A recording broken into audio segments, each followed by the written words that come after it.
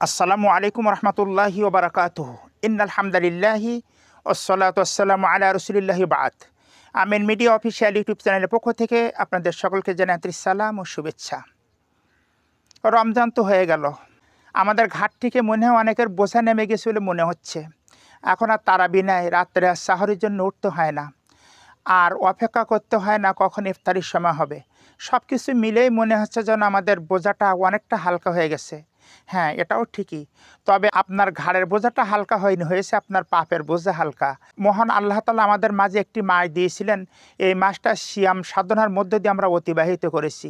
এই পবিত্র মাহে রমজানে অনেক মানুষ অনেক খারাপ কাজ থেকে বিরত থাকে। যখন রমজান শেষ হয়ে যায়, শয়তান যখন আবার ছাড়া পড়ে যায়, তখন থেকে আবার তারা খারাপ কাজের ভিতরে নিয়োজিত হয়ে যায়। আসলে কি রমজানের শিক্ষা এটাই? আসুন বন্ধুরা, রমজানের পরবর্তী জীবনকে আমরা কিভাবে অতিবাহিত করব সে সম্পর্কে আজকের ভিডিও। আপনারা ভিডিওটি না টেনে সম্পূর্ণ দেখুন, তাহলে বিস্তারিত জানতে পারবেন ইনশাআল্লাহ। অনেকে মনে করে রমজান তো হয়ে গেছে, এখন আর আমাদের নামাজ নাই, এখন আর রোজা নাই, এখন আর কোরআন তেলাওয়াত নাই, এখন আর তাসবিহ নাই, এখন আমাদের যেটা মন চাইবে সেটাই করব। না, রমজানের শিক্ষা এটা নয়। অনেক মানুষ এই পবিত্র মাহে রমজানের ধূমপান ছেড়েছিল। অনেক মানুষ এই পবিত্র মাহে রমজানে অনেক বাজে খেলা থেকে দূরে ছিল।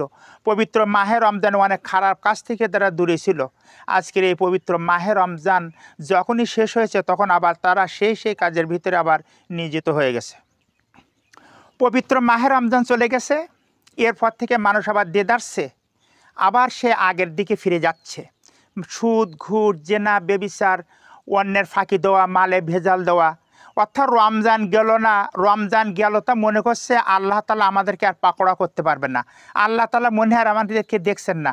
যখন পবিত্র মাহে রমজানে একটু মানুষেরা থুতু পর্যন্ত গেলেনি আল্লাহ তাআলা ভয়, একটু পানি তো দূরের কথা। যে মহারব্বুল আলমিনের ভয় ছিল পবিত্র মাহে রমজানে, ওই রব্বুল আলমিনের ভয় আমাদের সর্বক্ষণ থাকা উচিত। পবিত্র মাহে রমজানে যেমন আমরা সমস্ত হারাম কাজ থেকে দূরে ছিলাম, সমস্ত নিষিদ্ধ কাজ থেকে যেমন দূরে ছিলাম, ঠিক তেমনি করে পবিত্র মাহে রমজানের পরেও আমাদের সেইভাবে সেই খারাপ কাজ থেকে দূরে থাকতে হবে। যে মহারব্বুল আলমিন পবিত্র মাহে রমজানে দেখেছিলেন, সেই মহারব্বুল আলমিন কিন্তু এখনও দেখবেন। এই পবিত্র মাহে রমজানে একটি মাস আমাদের শিক্ষা, সময় মতন গোসল করেছি, সময় মতন খাওয়া, সময় মতন নামাজ, সময় মতন কোরআন তেলাওয়াত, সময় মতন তাসবিহ তাহলিল সহ অনেক ইবাদত বন্দিগি আমরা পবিত্র মাহে রমজানে করেছিলাম। যে অ্যালার্মটা আমরা সাহরের সময় উঠতাম, ওই অ্যালার্মটা যদি বন্ধ না করে তাহাজ্জুদের জন্য রেখে দেই, তাহলে কতই না ভালো হতো। রমজান মাস গেছে বলেই যে আমাদের সব সওয়াবের দরজা বন্ধ হয়ে গেছে, এমনটি কিন্তু নয়। অনেকে আবার কি করে, রমজান মাস বিদায় হয়েছে, মসজিদের সাথে আর সম্পর্ক নেই। 1 বছর পরে রমজান আসবে, ইফতারি করবে, সাহারি করবে, সেই জন্য তারা অপেক্ষা করতে থাকে। আর এই 11টি মাস আর তারা আর এই ইবাদত বন্দেগী যেন এক দেদারসে তারা ভুলেই যায়। এটাই কি আমাদের রমজানের শিক্ষা? রমজান এটাই শিক্ষা দিল যে রমজানে যেমন আমরা সংযমী ছিলাম, তারপরে অনেকে কী করে জানেন, এই রমজান মাস চলে গেলে দিয়ে কারোর সাথে একটু ঝগড়া থাকে, একটু বিবাদ থাকে, তখন মনে করেন যে না, রমজান মাসটা কিছু বলবে না, রমজানটা হয়ে যাক, ঈদটা হয়ে যাক, তারপরে দেখা যাবে কত ধানের কত খই। তো তার একদিন না আমার একদিন, তার মানে প্রতিশোধ। রমজান চলে যাওয়ার পরে তখন তাকে কি করবে, তাকে ক্ষতি করবে, তাকে আক্রমণ করবে, তাকে ধ্বংস করবে, বা তাকে বড় ধরনের বিপদে ফেলবে। এটাই কি আমাদের রমজানের শিক্ষা?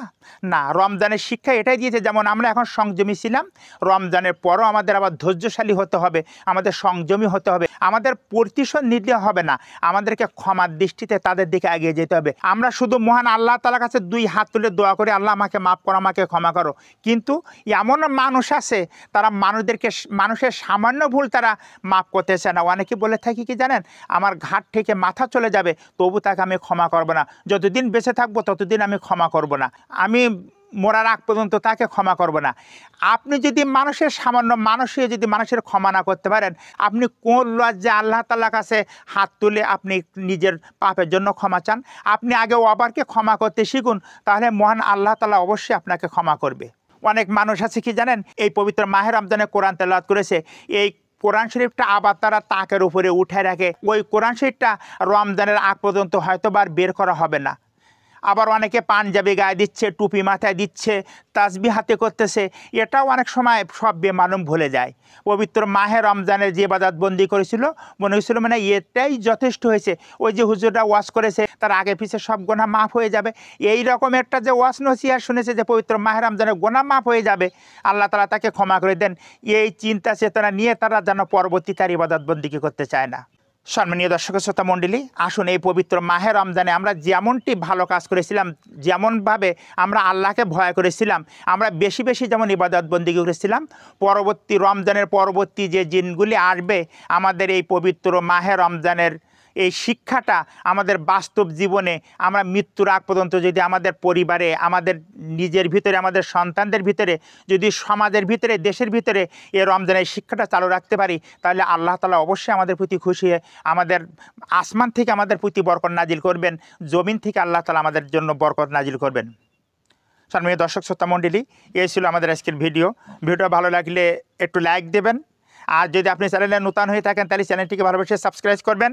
পরবর্তী আবার কোনো ভিডিওতে দেখা হবে ইনশাআল্লাহ। ততক্ষণ ভালো থাকুন, সুস্থ থাকুন, আল্লাহ হাফিজ।